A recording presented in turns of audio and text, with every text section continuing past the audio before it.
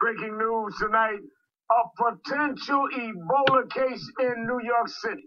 At this moment, a doctor who recently treated Ebola patients in West Africa and returned just 10 days ago is in an isolation unit at Bellevue Hospital undergoing testing for the Ebola virus.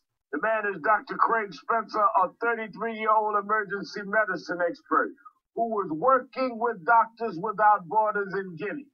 Before leaving for Africa, he wrote on Facebook, quote, "Off to Guinea with Doctors Without Borders.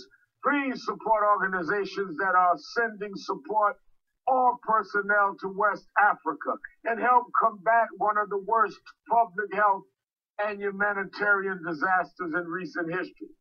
According to the New York Times, since his return to the U.S., Dr. Spencer has been taking his own temperature out of an abundance of caution given his close contact with Ebola patients. On Tuesday, he began to feel sluggish, but he did not develop a fever until this morning.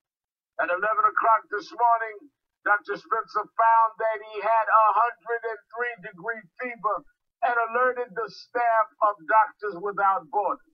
The Times reports emergency medical workers wearing full personal protective gear rushed to his Harlem apartment, and he was transported to Bellevue Hospital around 1 p.m.